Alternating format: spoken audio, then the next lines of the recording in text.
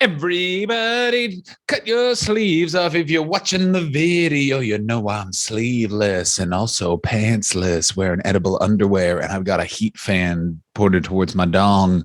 So the undies are melting onto my penis. And I want to be sticky. Why do I want to be sticky? Because we are making you wait for Dusty Rhodes 2. We're talking about the two nastiest butter boys in all of 80s wrestling. That's right. They are the only wrestlers that just went, what's that? We're retired. Keep the haircuts.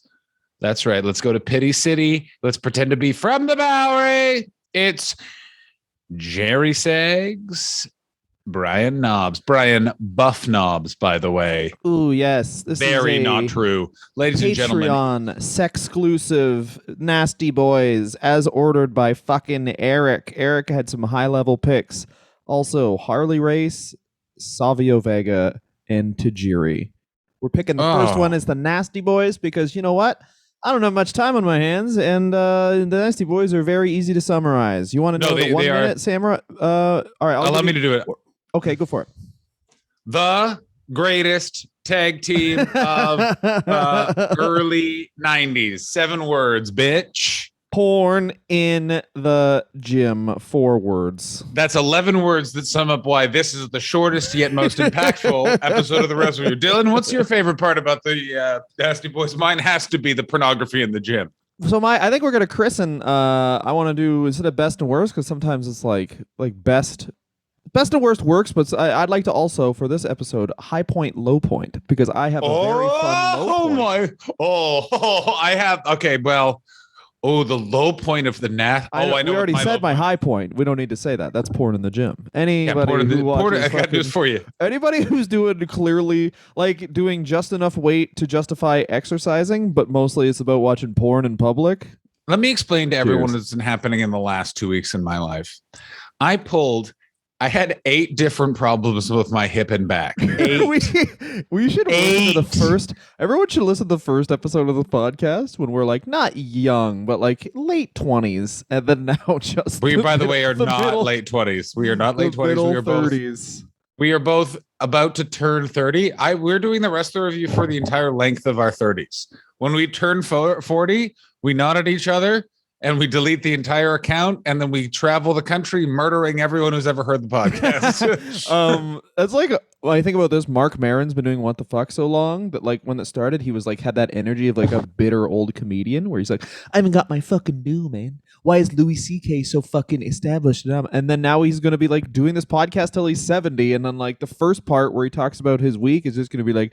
Lying too long at the post office. I'll tell you what they don't have. No. A little bit. You just too got the. Have you listened? Have you listened to the beat? Okay, we will get to the Nasty Boys.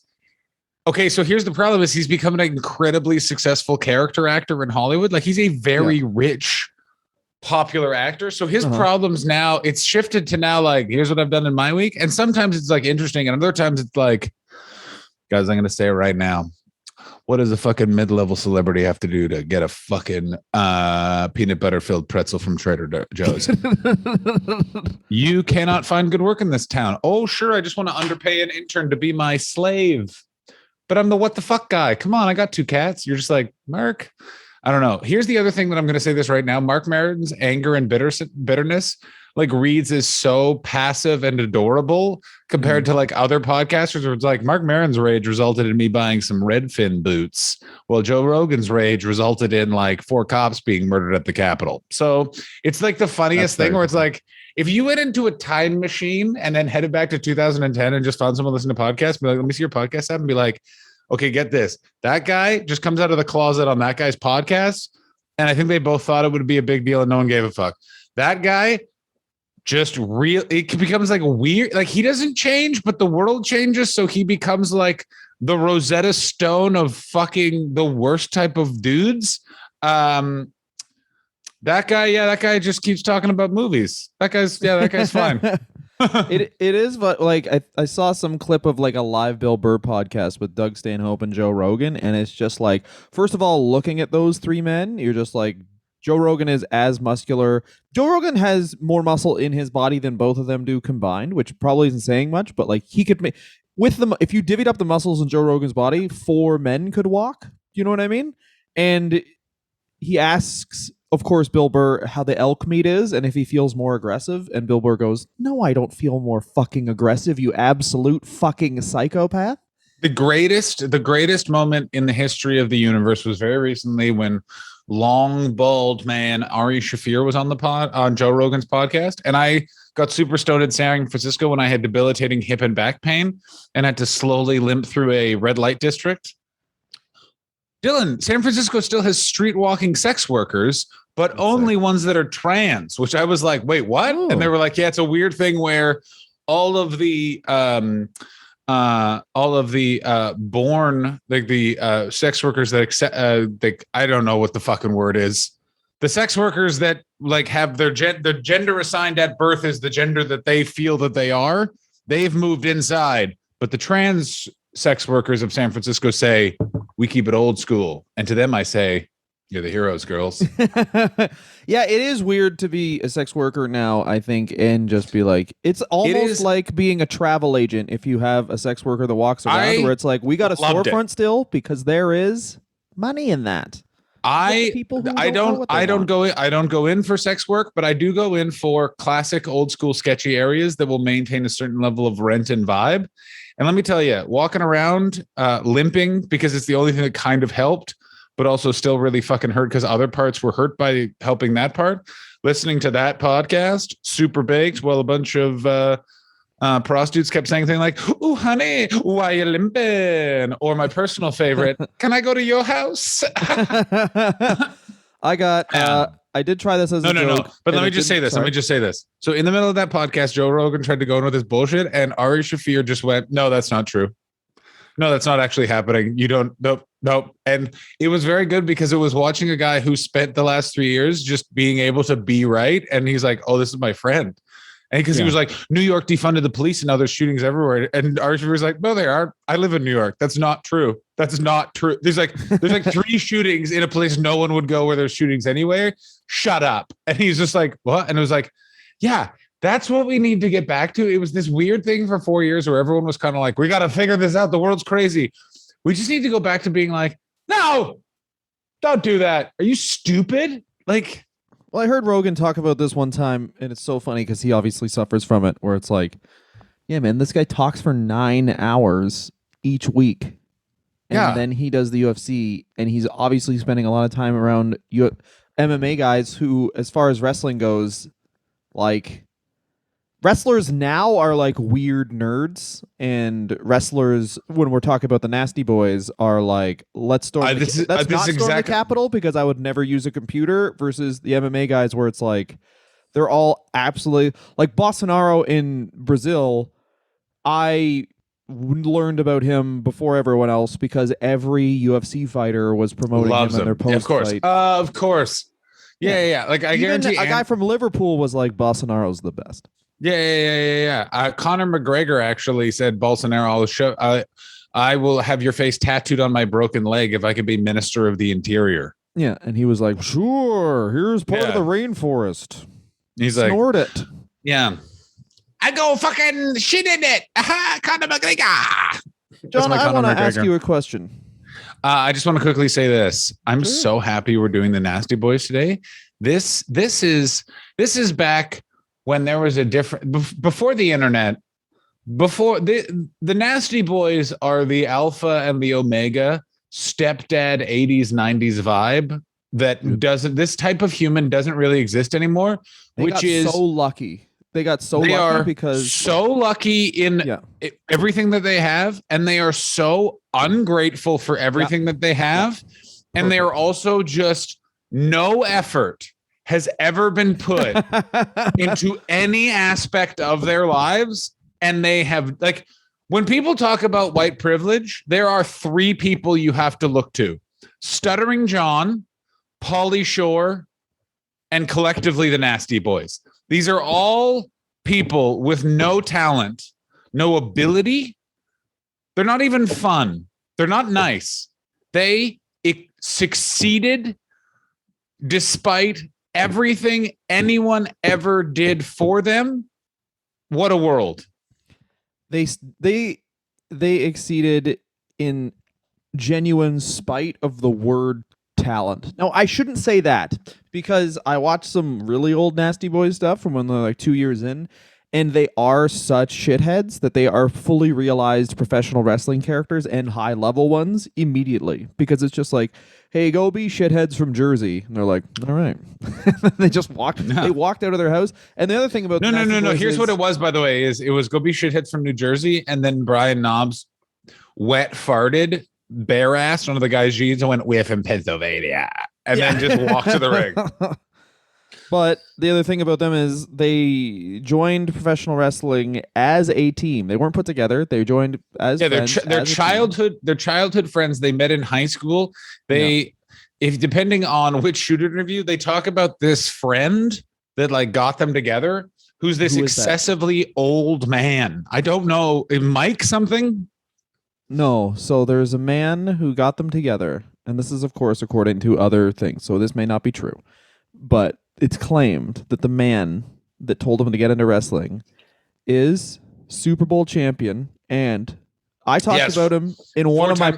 I talked about him in a podcast I did, the Remarkable Teams one, Matt Millen, who is genuinely one of the worst executives to ever run a professional football team. What did he do? I love a bad sports executive. I mean, no one's better than Roger Sterling, by the way. I just watched it. Listened to a 6-part ESPN podcast about that host. Donald Sterling. Pardon me, Donald Sterling. Roger Sterling's from Mad Men. Donald Sterling. Roger Sterling would have been amazing. He would have been like, we're drafting the Scotch. As an NBA owner. Yeah. He's going, the Los Angeles Clippers draft 3 hot sluts. Can you draft other teams' cheerleaders? Yeah. Can we draft your wife to come suck my butt?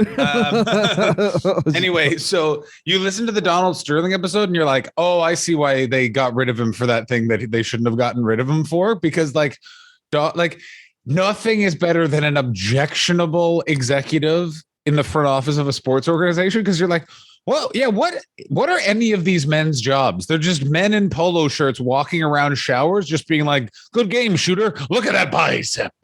Oh, yeah. Well, this Matt Millen guy basically is more of a John Laurinaitis character where he's like, there's no rule that says you can't draft a dog to play football. First overall, Airbud. And then they're like, sir, Airbud's dead.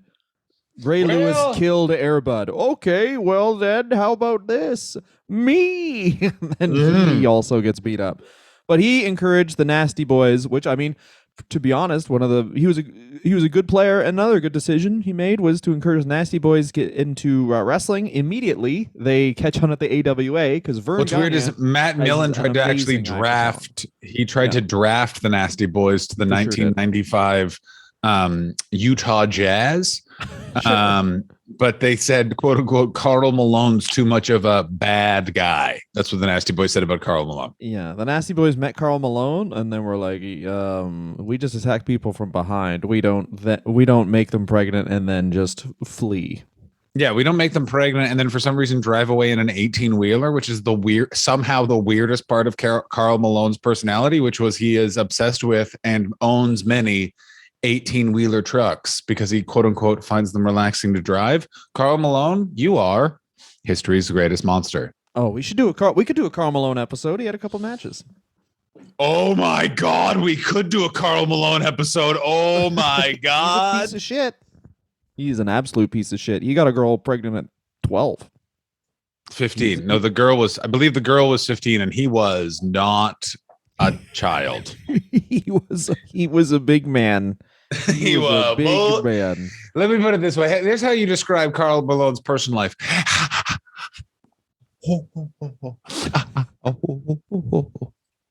So the Nasty Boys, the Nasty Men. How come there were never? How about this? Do you know how they got? Hang on. Now.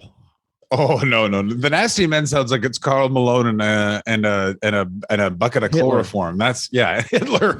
Yeah, it's Karl Malone and 9/11 if it was a guy. Karl Malone and 9/11, the tag team. Continue. Oh, do you know how they got the Nasty Boys name? They took a shit in their own butts. You were way closer than you realize. Mm-hmm. They claim They took yes. Vern Gagne's daughter out one night and came back and she went, "Them are some nasty boys." And they're like, hey, "That's right." And then Vern was like, "They better not have sucked on my peach pit. You're my peach pit, hun." And she was like, "No, they just kept shitting. They just were shitting everywhere. They kept shitting and sneezing in weird places." Yeah, well, here's what happened on that night out. They got really drunk, and then, of course, they escorted Vern Gagne's daughter home, and then Greg Gagne woke up, and they just had a fucking vicious three-way. They did the old Egyptian pyramid, and that is, of course, when three men suck each other off, because you can all just suck each other off. Just flip it up, everyone gets sucked off. Good time.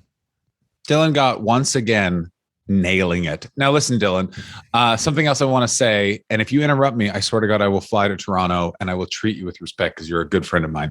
The point is gone. Don't worry. It was such a good point. What is this? What is this? Is that there is no way that's actually where they got their name?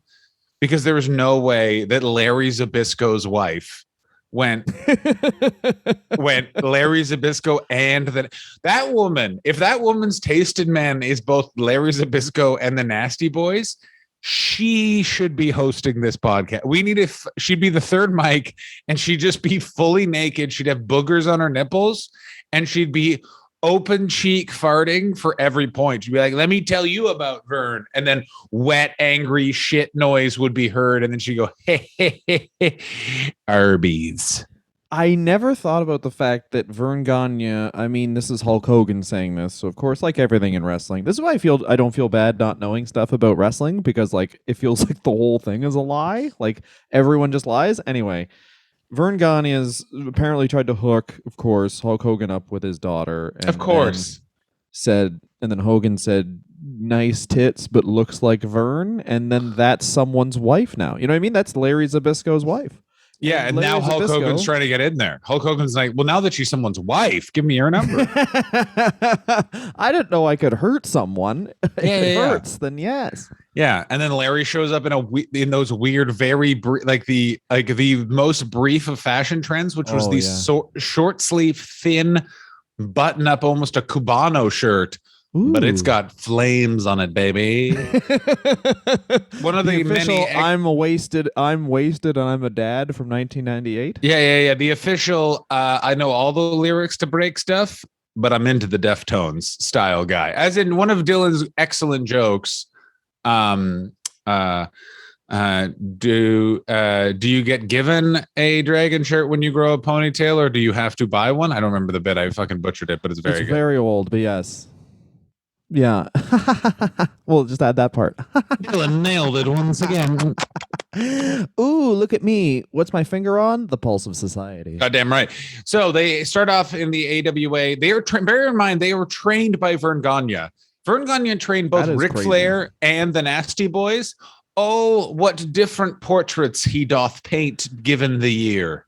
If you could say something about Vern Gagne, it is that I don't know what he was like in ring, because it's very hard to like think about what made and watch those matches and also watch those those matches. The world will end sooner than me needing to know what Vern Gagne looks like when he's in motion. We need to do an entire hour-long podcast where we just watch one of those old matches and just because it'll just be a regular podcast plus people just kind of like having a fun little wrestle. Anyway, Vern Gagne, whatever you want to say about him, his eye for talent is both varied and amazing, because this guy taught Hulk Hogan how to be Hulk Hogan. A lot of people forget that. He was the guy who came up with hulking up, but he must That's have why, fucking yeah, hated that's also it. That's You know also what I why he mean? did Like, the he's like, ear thing. I know this will work, but I fucking hate it. It's also why he did the ear thing, because he couldn't hear his son complimenting him. "Greg, speak up. It's time for you to compliment me." No, Vern go would to your also sister. whisper stuff, so Hogan did that, and he went, Yeah. Here's the thing about the Olympics: is that they should. It's also an advantage not only to do drugs but to train for them. I didn't train. Here's the thing, Terry Hulk Hogan. Have you ever heard of something called the Elders of Zion? So they feuded with the Midnight Rockers in a bunch of matches that culminated in "We get the halcyon pills. Let's go to the pub, baby." Their final match was we've all done Quaaludes. Let's sit here quietly and think about it. Who they all have to do the ludes, right? And then you just go to the ring a half hour, and if they don't kick, then you win basically. And Then you run back, take carbs, and then I'll kick them, baby. They were also started basically going back and forth to Memphis. This is the weird time when the AWA and the Memphis territory are aligned. And that, of course, stops because they do the Super Clash 3 and Vern just doesn't pay anyone from Memphis, including Jerry King, the King Lawler, who had the AWA championship. By the way, Greg's excuse for that was, why don't you ask Jerry Jarrett where the money was? And then Jerry Jarrett's response is, you know that there's records of transfers when it comes to businesses? So I know where the money is. It's at Vern's house. And then they're like, yeah, that's right. This is the thing about wrestling is you can follow it, and it's like the record of money guys starting wrestling organizations and them working out is so much better than the wrestling guys starting wrestling organizations, because you get guys like Vern Gagne and Paul Heyman who are like, I have all this great talent, or I don't have this great talent, but I have all these great ideas. How are we spending money? Well, how about this? I buy an arena. Here's the catch. It's gold. Yeah. How about this? Instead of starting a healthcare program for the wrestlers, I buy a lot of long coats. How about this? I have a lake house and you have to get out of my sight. Yeah. How about this? I sweat so alarmingly. People think it's drugs, but it's really just how I live my life. So what does that? Does that cost us money, Paul? Shut the fuck up. The Nasty Boys go to Florida Championship Wrestling, and as soon as they cross into Florida, it is quoted as saying both Knobs and Sags dropped to their knees and started weeping and screaming, "I'm home." Yeah. When they got to Florida and they landed, and as they landed, from the airplane, one of them, because they have a very good nose, they were like, there's more than one Hooters here. And then they full jacked off. Yeah, they went down, and then an alligator came out of a swamp, and they were like, what's going to happen? And then the alligator called them gay, and he was like, we are home. Yeah, fine. And then guess what happened? They killed and fucked that alligator. And then that alligator was Tracy Smothers. That was Tracy Smothers. Tracy Smothers. Boys, dress up like an alligator. You could upskirt some gals down by the creek. Tracy Smothers. I got a Confederate mind and a Confederate tongue. Yeah. Tracy's mother got a Confederate mind, Confederate tongue, Union Dick. What was his fucking catchphrase? He's of course passed away now, but it was like, I mean, Thug was the best. What was it? Something. T is for tough, H is for something, U is for something, and G ugly, because it was towards the gangsters. And then he was like, because a real thug can't spell. Yeah, he's a real thug can't spell. He fucked up cuz. That was why it was so funny. Right.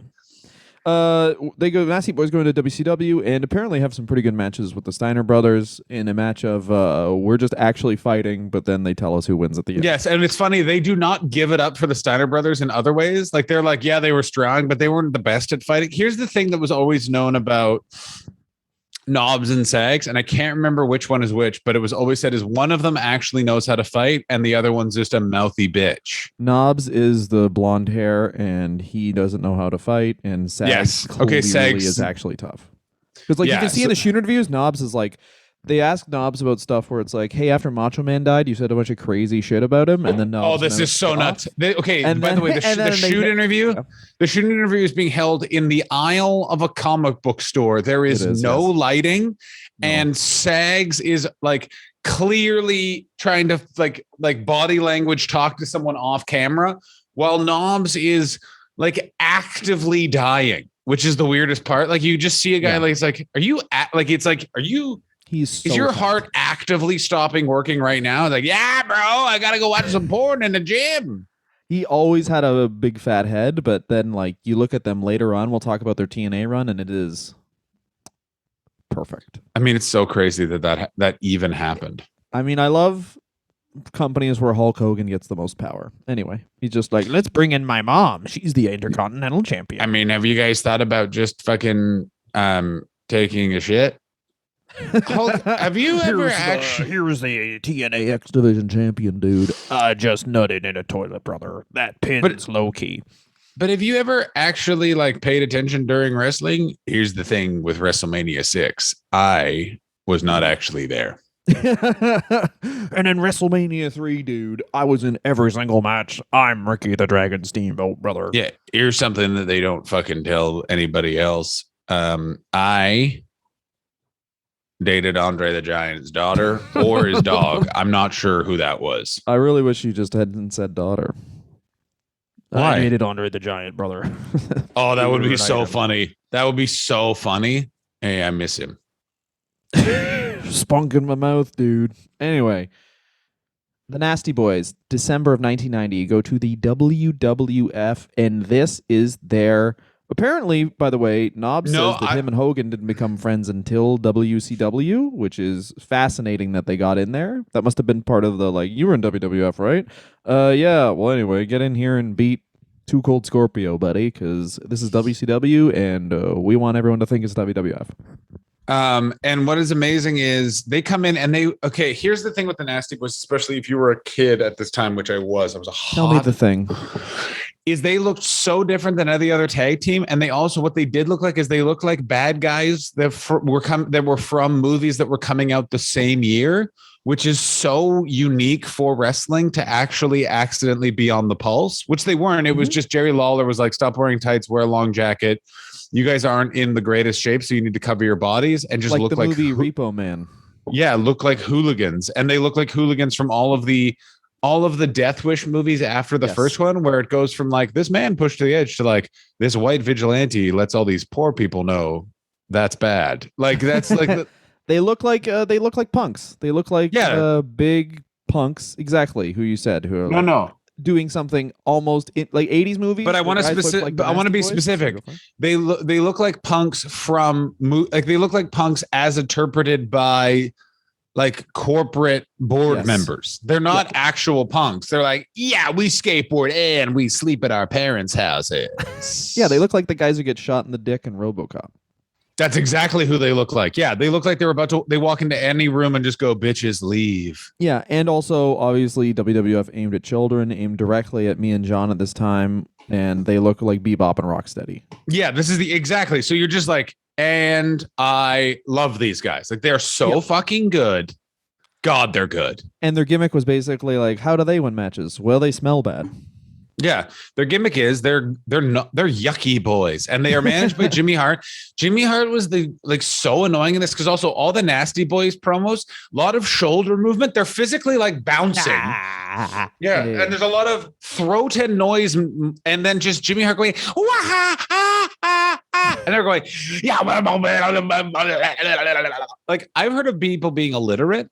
An argument could be made that the Nasty Boys just never learned English, but they did learn words. Well, this is the thing about that early 90s promo style that I think that they don't, obviously with the insert promos and all this, is that guys like Nasty Boys can really thrive because they do every promo as a sprint. Like, you can't do their promo style for 5 minutes. You can't do the John Cena, like John Cena comes out, he tells you a 3-minute story about what happened yesterday, then a 2-minute bad joke, and then another 5-minute story about what he's going to do to Roman Reigns or whatever. I hate it. But like the sprint that is the Nasty Boys, where it's like, come out, who do we hate? We're going to beat them up. Here's where they are. Here's what time it's going to happen. By the way, and it's that classic 80s, 90s wrestling promo where it's like verbs, adjectives, nouns. I don't know what we those made all means. Those up. Nasty guys, and we're in a nasty nasty boobs. Yeah. We drive to Pity City in the Pitman, and then I'm going to talk to Jimmy Hart, who's wearing a motorcycle helmet for no really reason. We will do no moves. Joe Biden is a symbiote. Here's something you wouldn't see. We're Bernie Bros, the nasty Bernie Bros. But that's the force the vote. Jimmy Dore Show, Boogaloo Boy, Jimmy Dore Show, Nasty Boys. By the way, if you guys have not been following the alt-left weirdness that's happening deep on the internet, it's literally, it is the most fun. It is failed comedian Jimmy Dore. You may know him from being Todd Glass's friend, or a guy that I watched, someone that Dylan and I know, get a phone call from him and he went, "It's Jimmy Dore. This is pretty important." And then I was like, I think this guy's a cunt. Anyway, that guy is warning with other leftist entities, saying you're not as progressive, even though Jimmy Dore on the side of the Syrian regime. Ladies and gentlemen, if you stop caring about the world and just view everything as pro wrestling, we live in paradise. Now, what I'm trying to say is that the Nasty Boys' WWF run, especially this time, was the most exciting they've ever had tag team wrestling. It was the most exciting that it's ever been. And it was also like amazing pairings of Nasty Boys feuded with the Hart Foundation, which I guarantee enraged Bret Hart to no end, because like while the Nasty Boys are just full shitting in the ring, Bret Hart's trying to like put a like I'm trying to do the perfect sunset flip. Can you please help me, Jerry? No, don't. I wouldn't go near my caboose. I've been trying this new thing where I leave burritos soaking in grain alcohol and then I shove them up my butt. That way I'm eating and I'm drinking and I can still talk to fucking Scrunt. Oh, we should close on this before we can take a break, obviously, before we talk the WWF run. But 1990 is the famous Ken Shamrock Nasty Boys. Oh, yeah. Okay, so here's what I can never figure out is why were Ken Shamrock and the Nasty Boys in the same place in 1990? Because Ken Shamrock was a regional wrestler at that time, and they both had a show in the same town. They end up going out. Ken Shamrock with these girls. Apparently, the Nasty Boys tried to feel up the girls. Shamrock tells them to fuck off. They do. Yeah. And then Shamrock comes in drunk, and since he's Ken Shamrock, attempts to attack them, opens up their hotel room. Nasty Boys, whatever happened. I don't know, because obviously the Nasty Boys tell the story of like I was Shamrock there. started trying to beat By the up way, for Knobs while he was asleep. Sorry, I gotta finish this. Knobs while he was asleep, and then Sags woke up and started beating up Shamrock. But Shamrock claims that he went to attack Knobs while Knobs was asleep. So that part is obviously the same both times. But then basically Knobs was faking asleep so that Sags could then blast him in the head, and they threw him off a balcony. But that part also, they did throw him off a balcony, which seems excessive. This is the thing that's so funny about the story is there's a bunch of things that are inconsistent. Here are the consistent things. Ken Shamrock is like, well, you see a sleeping guy, you're going to attack him first. You're like, what? And then second is, and then we threw him off the balcony because overkill is cool. And you're like, I hate you. I hate me. I hate the world. I want to die. Well, this is the thing about the Nasty Boys is that Sags, and this is from Bischoff, and it's been a lot of other couple shoot interviews have backed this up. Jerry Sags is like reasonable, and then you push him to a point and he goes fucking insane, and Brian Knobbs loves to start fights, and that basically is the reason why. They're in all these confrontations where it's like Jerry Sags seems like he's genuinely knowledgeable that he's a psychopath, and then Brian Knobbs is like, hey, this guy won't give us free chicken wings. What a fuck. And then Jerry Sags just like puts a cherry bomb in the guy's dick hole.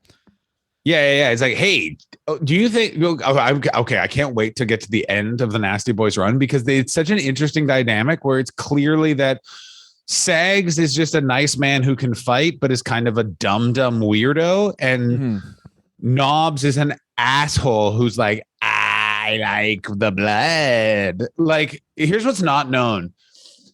Who Hulk Hogan called before he fucked Bubba the Love Sponge's wife and called for advice.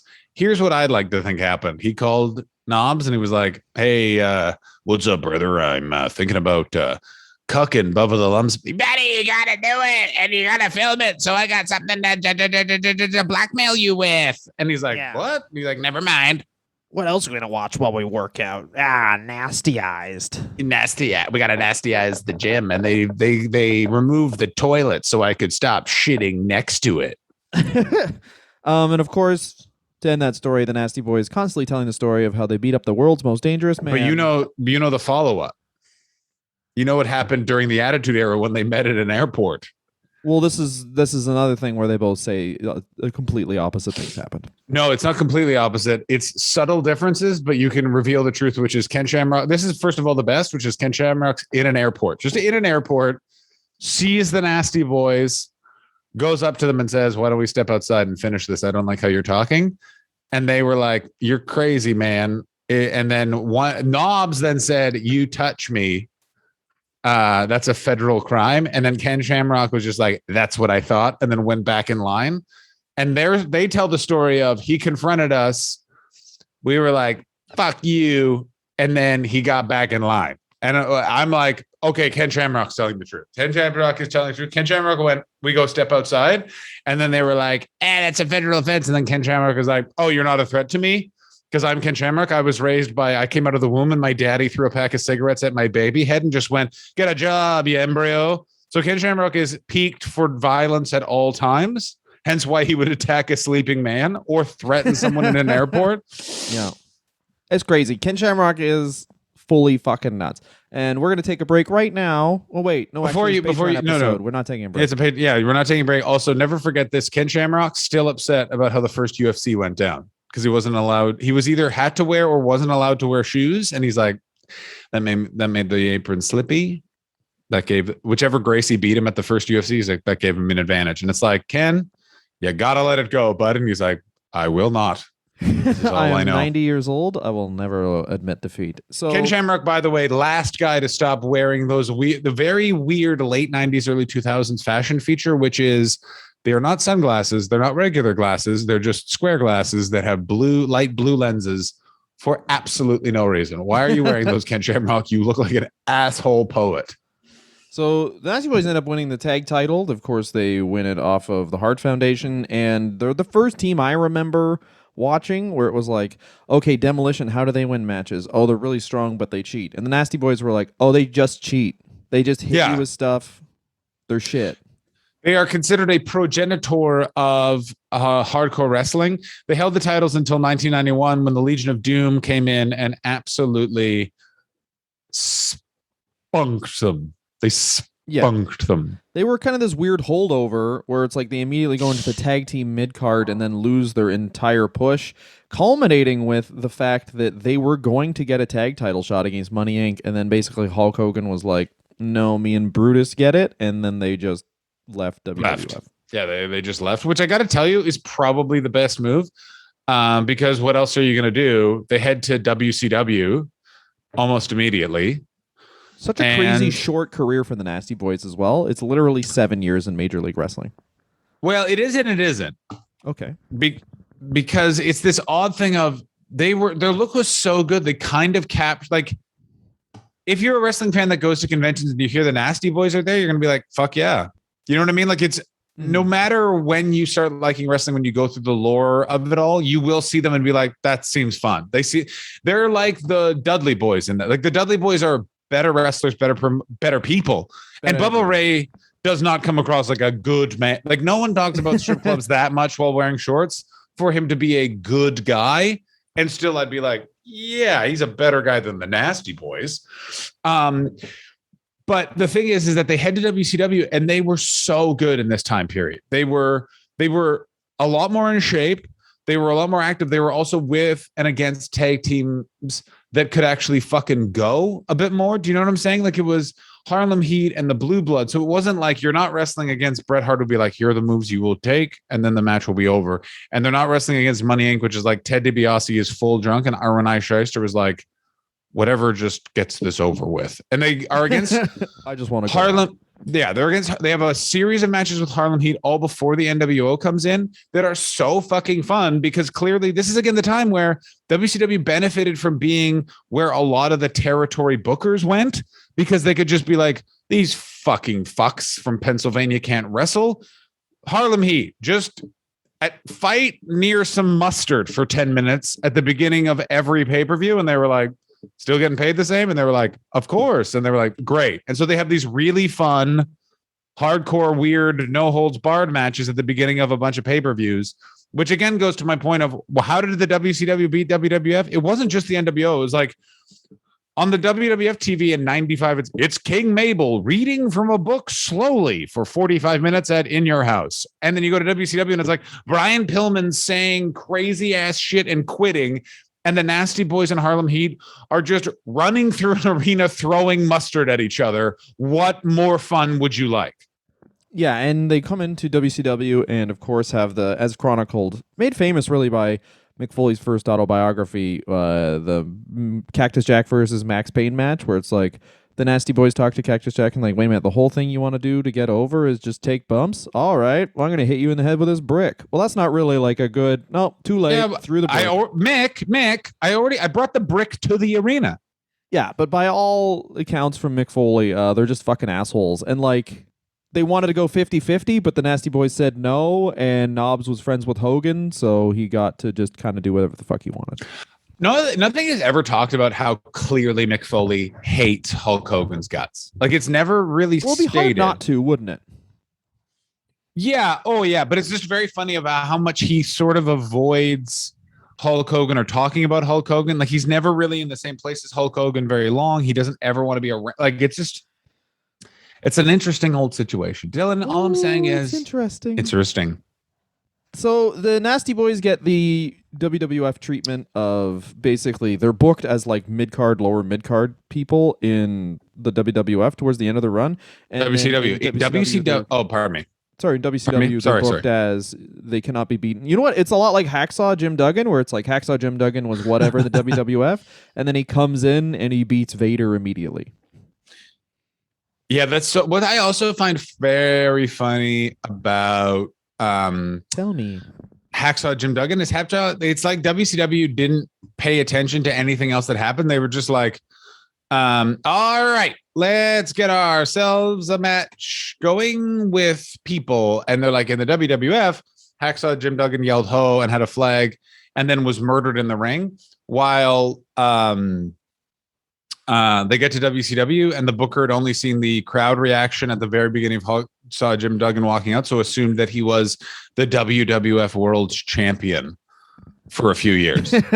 Yeah, this is the interesting thing where it's like this, and during this period in WCW, obviously everyone's like, and before the NWO, it was just the Yeti. That was WCW. But like John said, there's these great matches. Like the tag division is genuinely very good. Nasty Boys, Harlem Heat. You get, of course, I mean, the fun feud that they have, the Nasty Boys have against Cactus Jack and Evad Sullivan. Ooh. Evad Sullivan, of course. I knew we were dyslexic guy. Yes, I knew the weird. One of the What's better dyslexia, John. It means words appear backwards. Therefore, his name is Evad, not Dave, because it's backwards. And also, if you're dyslexic, you are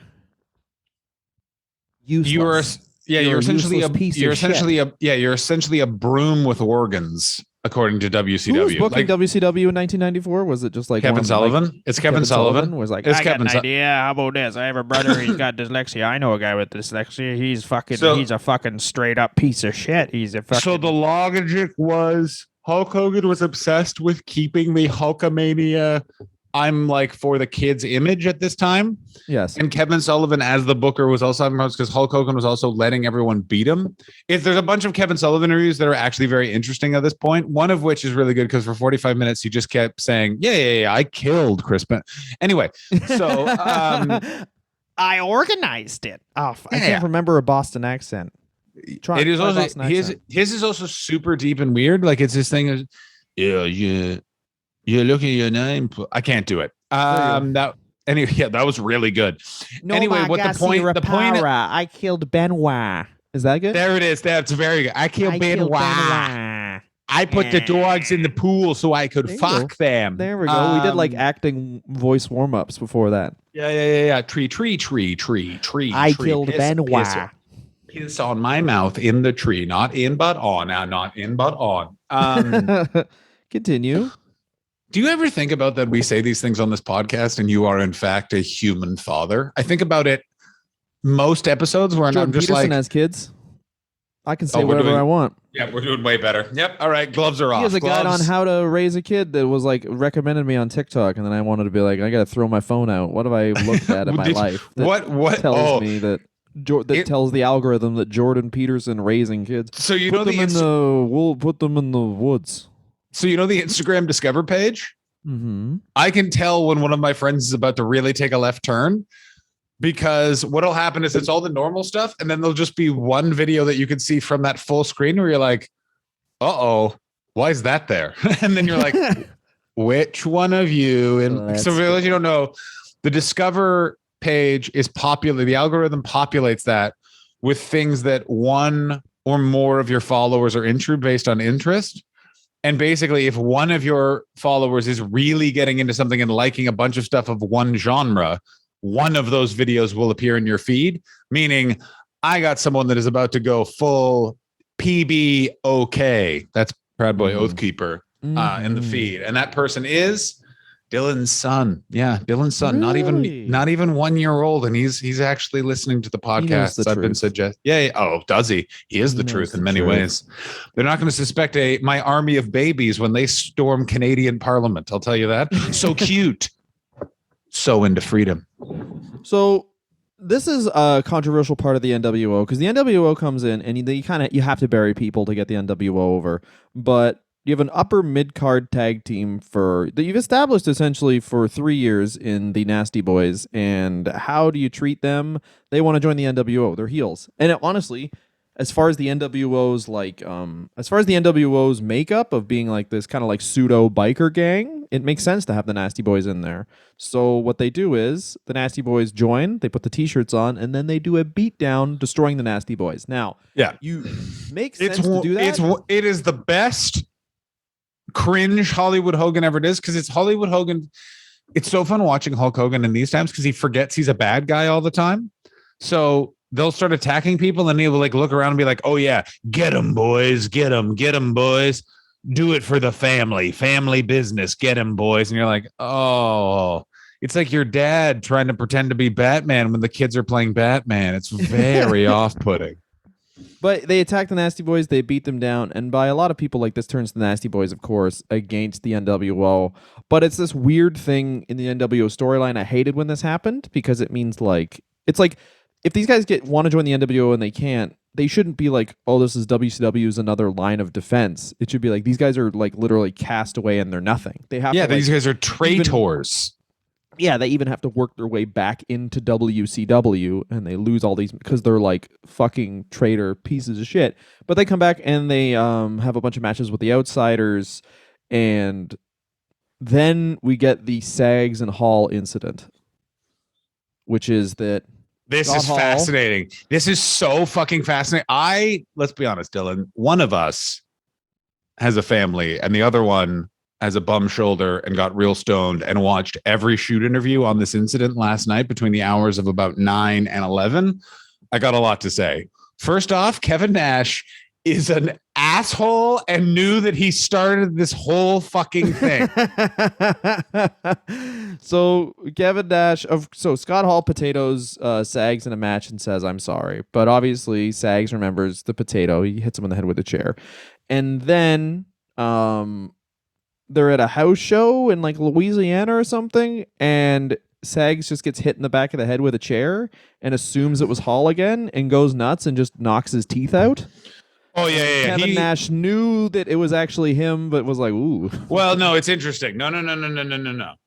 It depends on when you talk to Kevin Nash. Okay. Over whether or not he knew.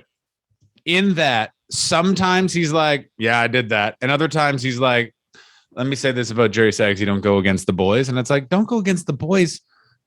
Fuck you, Kevin Nash, you weird man. Don't go against. So basically, here's what happened. Jerry Saggy Boys thinks that Scott Hall fucking beamed him with a chair for no reason when actually it was Kevin Nash throwing a tag belt out of the ring. Mm-hmm. He attacked Scott Hall. Kevin Nash could have solved the entire thing in 2 seconds because all he had to do was be like, that was on me. Sorry. Do you want to do something about it? Instead, he's just like, he's trying to get him fired. He's screaming about a stroke. It takes Scott Hall, who's literally like having his teeth readjusted and the blood wiped from his face, is like, he thinks he's right. Leave him the fuck alone. Mm-hmm. And then they went on to have a big lawsuit with WCW. Now, what no one says, and was the actual reason of why Sags was really pissed off and retired right away after this, is because he had a fucking sprained or possibly broken neck.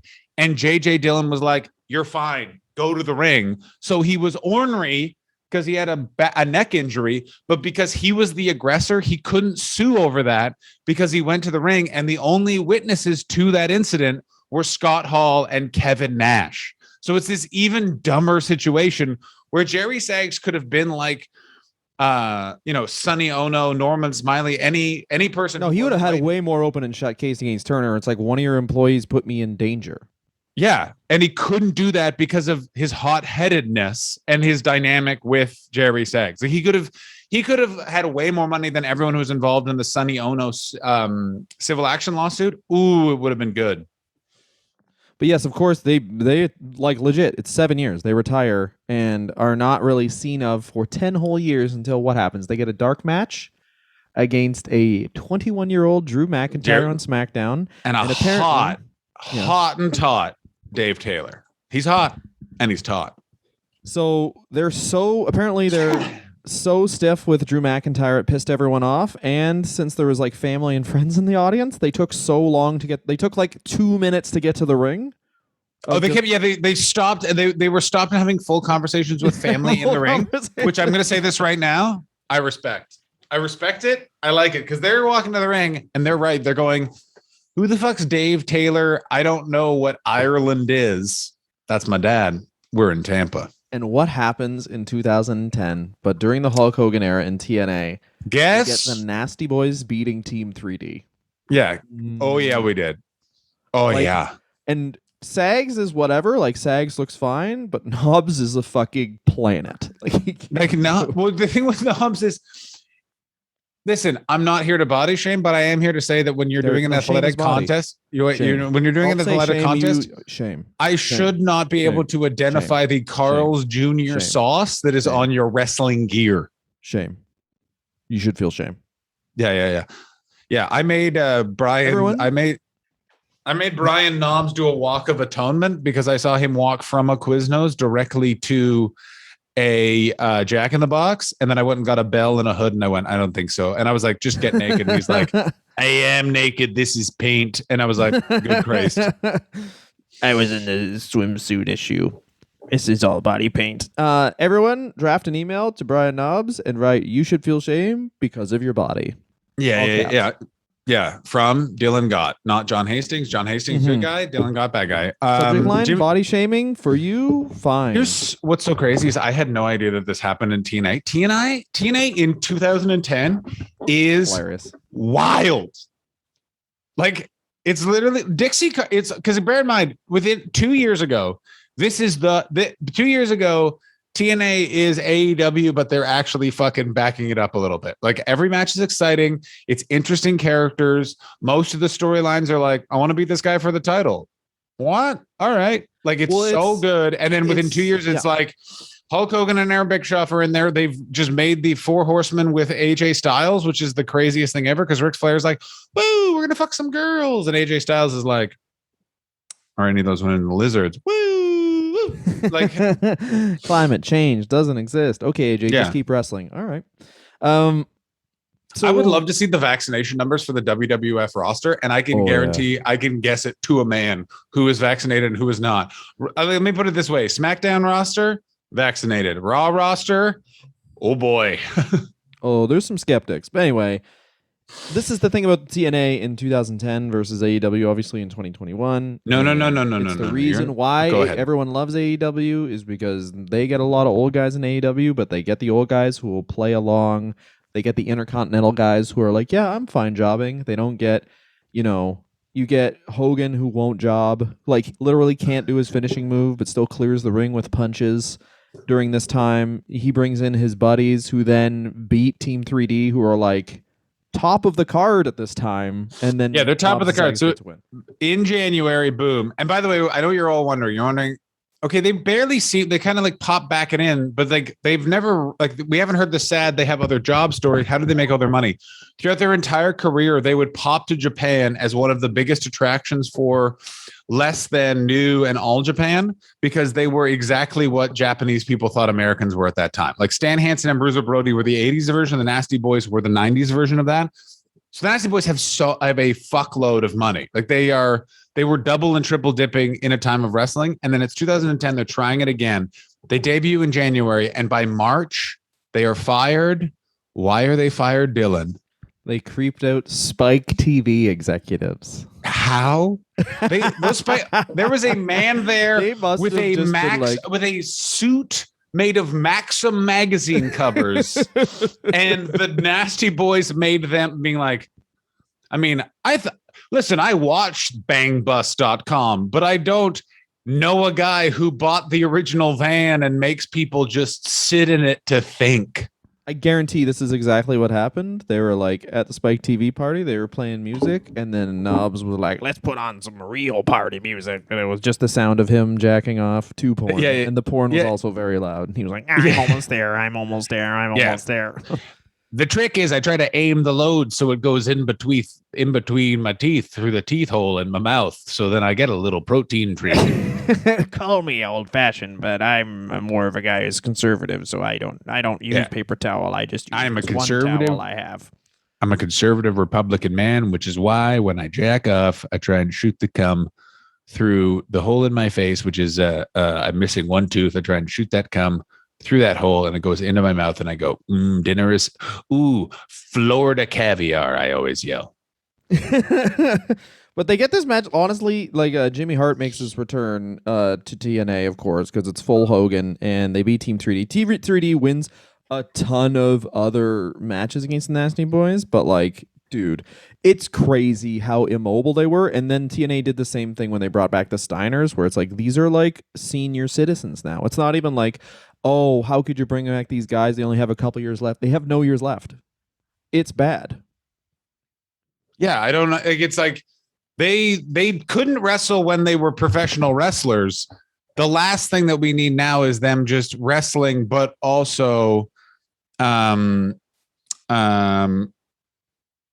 is they're wrestling, but they haven't done it for 13 years. You know what I mean? Like, this is the other thing that's crazy. Like, they did the Hulk Hogan tour and a couple of other things, but it's like, what were they doing? They do that. They're like, anytime Hulk Hogan has like a show, the Nasty Boys get to be on it as like another attraction, which is, I mean, yeah, so that makes sense. It's fucking hot. And then I assume they just get some confused 19-year-olds and hit them over the head with not even chairs. It's just like chairs that you would get at like a church function where they're steel and it doesn't sound good. You just know they've hurt a young man. Yeah. The Nasty Boys have a goal, and that goal is to hurt you. And then Brian Knobbs was, of course, in Hogan Knows Best, which we did a watch along of, and we'll watch more. We will continue to do watch alongs. Dylan and I will set a time this week to do that. Yeah. What's the high point of the Nasty Boys' career, John?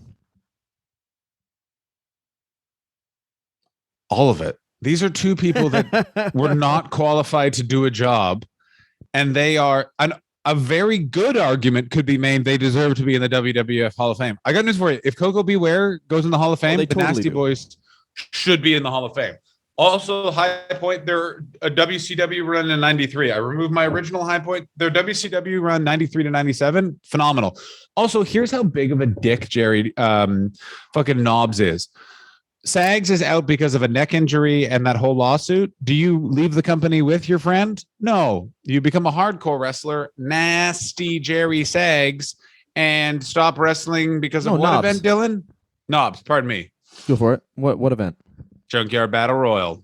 Oh, yes. He was in the Junkyard Battle Royal. Maybe one of the most, you wouldn't say violent matches of all time, but like you watch a Nick Gage match where it's like light tubes, and then also they organized a drive-by by an actual gang, so some of these guys got shot with real bullets, and that Junkyard Battle Royal, people were way more injured. It would be like the Junkyard Battle Royal would be like for a watch along. Yeah, we should watch that for a while because we have there's where yeah. I completely agree. The other thing that we should do is donate all our money to StopTheSteal.com. No, there you go. One person's OnlyFans. Congratulations. Yes. Should we do that? Should we? Okay, Dylan and I are going to do rock, paper, scissors to see which girl from high school that we found from our high school that's on OnlyFans, which one do we donate all our Patreon money? None of them from my high school are on OnlyFans. I have some. There's some rumors of a couple of gals that I went to high school with that have popped onto OnlyFans. Now I don't believe them because I started them in my apartment with me. But there's a couple of comedy industry luminaries that have popped onto OnlyFans, according to the rumor mill. And I am like, ladies and gentlemen, not what I said 5 years ago is 100, which is I said in my lifetime. These words will we say, well, I can't vote for that guy to be president. His cockpit got leaked. And then I'll have to say, yeah, that's true of all the candidates. I mean, just coming up with a shadow email address, which no one does, is just like do that.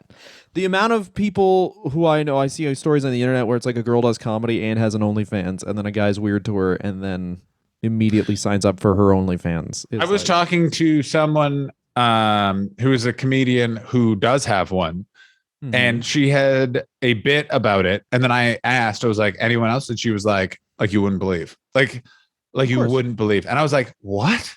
And that's crazy. Also, now I've not joined OnlyFans, but I've of course been like, well, then you would get a fake email and you would link it to a PayPal that is from that fake email that you've linked to an account. Am I the only one that knows how to be a creep? Am I the only one? The wrestler review at gmail.com is going to sign up for a lot of... The wrestler review for gmail.com has already been used for Cam Soda, and I was not the one that did that. Dylan Gott, you have some explaining to do, and I know what you're thinking. I know what that website John, is. Why were you trying Cam Soda with the wrestler review? Don't ask my fucking business. How about that, guy? Why not? Because some people go through some things. First of all, and I got to straight this. I have never paid for pornography, but I discovered that a friend of me and Dylan had, and I'm talking about in 2010, when this is a very brief time where all the cam sites made apps for the App Store. And I was, my phone had died. I had to call a roommate because I was locked out, and he handed me his phone.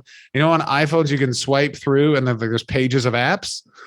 He handed me his phone, and it was second page, all just webcam apps. And I was like, what the fuck is this? What the fuck is this? And he was like, what? It's what I like. And I was like, okay. He's an adult. I would. Hey, by the way, I have not told Dylan who this person is, and I already see in his eyes he knows exactly who it was. I know who it was. His name was Ron Hastings. Is it right? Oh, it wasn't my Uncle Ron. He's blind. Yeah, you got one of those touch iPhones. You can touch. You know, your iPhone's like a tit, right? What's the high point of the Nasty Boys for you, Brad? When they won the tag titles in WWF. What's the worst part of the Nasty Boys? I'm going to say this: do not know how to wrestle. Also, high point. Best thing about the Nasty Boys: no one has done so little with so much and not been from Florida. They're almost, if they could wrestle and they weren't assholes. I think the worst thing about the Nasty Boys is that they could totally have had twice as long a career if they would have just known how to take some shit instead of just being like, no, we're going to fight that guy. And I think the low point in the Nasty Boys' career is probably when Sags is forced to retire and he can't even sue for, like, it's a layup to get $1 million on that lawsuit from Turner because it's a huge corporation and that's no money to them. They're just like, yeah. Go away. Yeah, please leave now. Yeah, go away. That's the type of money you're getting, you know? Yeah, and instead, what do? They just are like, so it's just sit here, I guess. But like Nasty Boys also, I think, are like kind of weirdly, if they started in the 70s, they're legends. They're territory legends. Yeah, the Nasty Boys would always go to the bar with Dick Murdoch and fucking beat the shit out of people. But then they apply that to what the a 90s. point. I didn't even think about that because I always think of them as such an 80s, 90s gimmick. Dylan, finally, you've proved why you're on this program. I've never known before. But like, yeah, Nasty Boys, they would have probably been like the Bushwhackers and had like a second career in the WWF as these like, you know, kids characters. Oh my god, what a good point. Yeah, the difference is kind of like the Bushwhackers. Yeah, but there's the difference. The Bushwhackers are good people. The good Bushwhackers are good people and smart enough to be like, better not do that. Yeah, because we have a Bushwhackers episode and they are the sheep herders in Australia and get all the like, we're gonna fight someone for no fucking reason. This is how fucking bad they were. Is that they're the promo of where Roddy Piper just takes a beer and smashes it on his head, one of the most uncomfortable fucking things ever. he's yelling about the sheep herders. He's yelling about the bushwhackers. Bear in mind, within 3 years, Roddy Piper is in They Live, and the bushwhackers are walking on the WWF, putting their arms up and down, and are the most over tag team in the Hulk Hogan era. Fucking come at me. Exactly. Who's more over than the bushwhackers? Anything. Who's more over than the bushwhackers? And they do that bump where it's like you don't even take the full bump. You do a pirouette on your foot, on your 1 foot, and then slowly fall over. Luke from the Bushwhackers had the record of shortest appearances at the Royal Rumble, and if you watch it, he doesn't even break stride. The man is a fucking hero. Yeah. Sweet. Fucking sweet. Nasty Boys, great tag team, and they do belong in the WWE Hall of Fame, but they probably won't get there because Knobs is about to say something weird, or they're just like, they've pissed everyone off. They probably, like, when he was in WCW, they probably, like, took a shit in Triple H's underpants or something like that. Like, they for sure did. They're just bullies. Oh, yeah. Honestly, the worst thing about them is they're just bullies. I mean, Knobs is a bully, and Sag seems like he's, like, actually a tough guy. He's just friends with a bully. Yeah, it's basically a parasitic relationship where there's one nice tough guy, and then there's a Hulk Hogan style asshole, and so it just becomes a thing. How about this? 2 emails. One to Brian Knobs saying you should feel shame, and a second to Jerry Sags being like, we think you're in a toxic relationship, and we think you're better than this, Jerry. Yeah. Guys, I'm going to say it. Let's get Jerry Sags. Or Jerry Knobs? No, it's Brian Sags. No, Jerry Knobs. It's very much Jerry Sags. How do you I think it's that by now? I don't. Wait, I can't. No, is it Sags, Knobs, and Jerry Bryan? That's what it is. Yeah. Oh no, wait. It's Sags, Knobs, and Joe Paterno. That's weird. Joe Paterno and Jerry Sandusky, the Nasty Boys, the real. Yeah.